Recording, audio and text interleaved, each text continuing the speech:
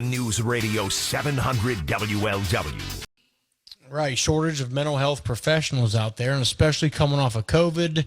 And you and I kind of make light of it sometimes about how people have, lost it during COVID and the shutdowns and all that. But the fact of the matter is a lot of folks right now, probably compared to last year or even the year before, need someone to talk to and help them get them through this because it's not been normal and folks are out of their comfort zone and are in need of seeking some advice from a therapist.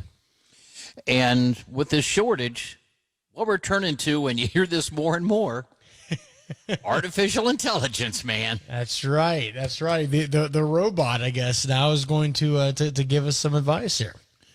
Here to discuss our friend Matt Rosen, the CEO and founder of Aleta. It's a technology consulting firm that's helping automate companies and such with exactly what we're talking about here. Matt, welcome to the program. Hey, thanks so much for having me on the show.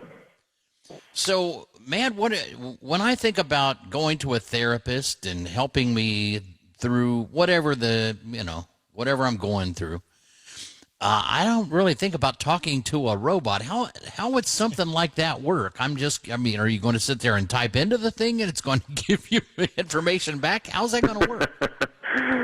So robots are good at a lot of things. They are good listeners.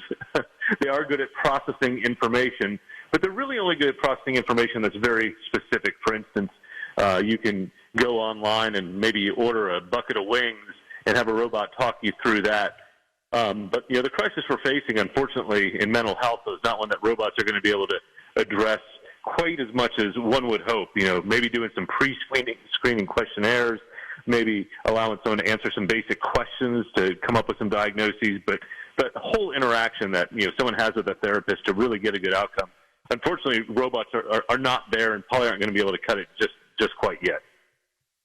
And I would think, Matt, that the hard part would be and I've talked to some therapists, not that I talk to therapists a lot, but I've talked to some therapists, and they say that one of the things that folks do when they come in and visit is, yes, they want help, but a lot of times they're not exactly forthright or honest with exactly what they're saying because people don't want to admit maybe they have a problem or that sort of thing. So a therapist, a human being's job is to cut through and gauge and get a feel of the situation and what the client may be saying and saying, okay, maybe, and try to work around and find out exactly what's going on. I feel like even as good as artificial intelligence is and can be, that would be a little bit of a nuanced issue, correct? That would be a very nuanced issue for a couple of reasons. Right now, artificial intelligence doesn't marry up computer vision, which is a computer's ability to see things and take judgment on what those are, with voice. They're not married up. And so a human therapist is obviously sitting there watching eye rolls. They're listening for changes in tone and pitch and voice. They also know something about the person's personality or background.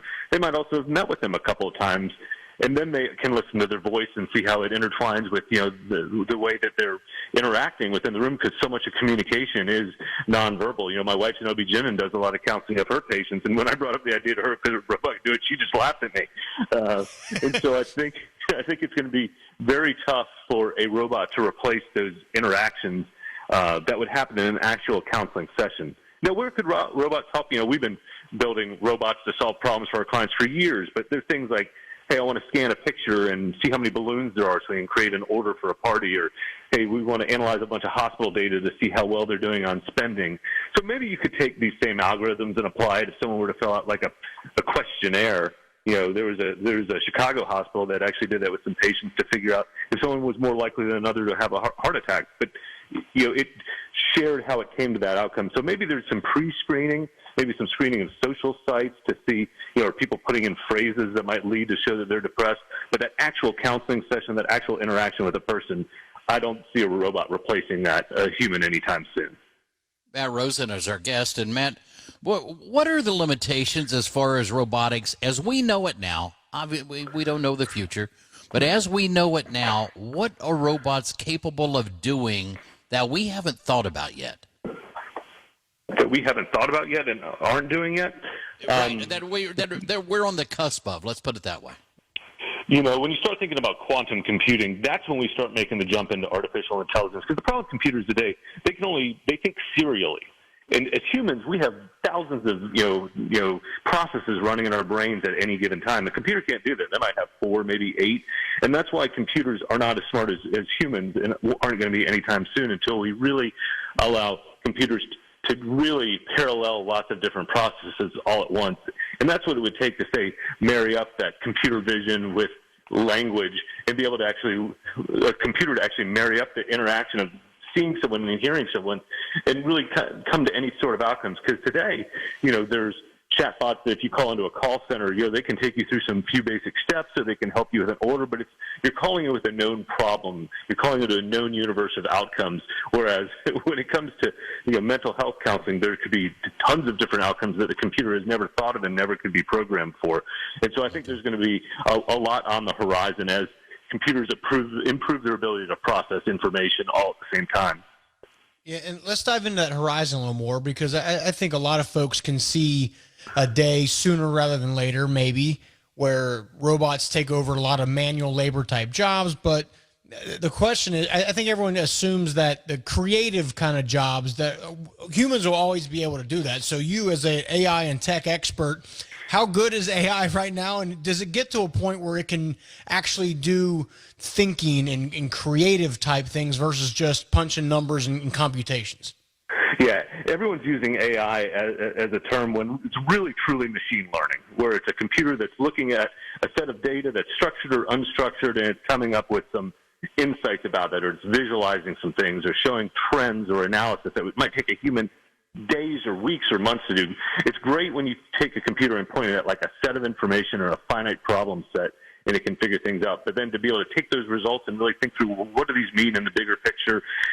Computers aren't there yet. And so what we've really scratched the surface of is what I'd call machine learning or computer vision, where you're really having machines look at sets of information and come up with insights that a human could do just at a much, much faster clip and pace because of their sheer ability to process.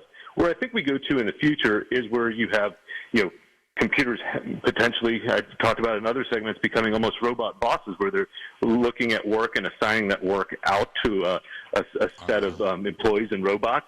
I think they'll take a bigger role in manufacturing and factories than they are today. But humans and robots have always been better together. Since Henry Ford introduced the assembly line, I think people were scared of their jobs are going away. Well, no, the jobs just change. We need humans to work on the robots. And so with every new wave of technology, there's opportunities for humans to work on the robots that are taking place of some of the mundane work that people do today. All right. With so that, Matt. Yeah. I'm sorry. No, go one ahead, last Rock. question. I'm sorry. Yeah. So you said yet. So how far away are we getting to the point where okay, maybe it does cross into that realm of some of the space age movies and the things where it is actually doing thinking and learning, not just being programmed? I think we're going to put some governors on how fast we release some of this stuff into the wild. Good.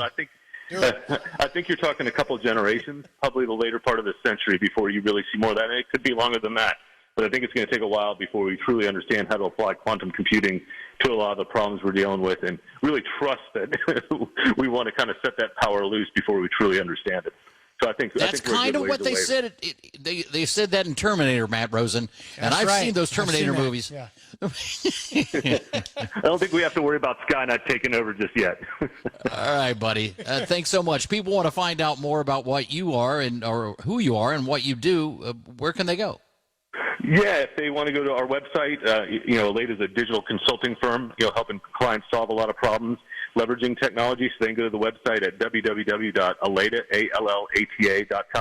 and can reach out to us via any of our social channels as well by just looking up Aleta on either LinkedIn or Facebook. Great. Matt, thanks so much, buddy. Thanks so much for having me on the show.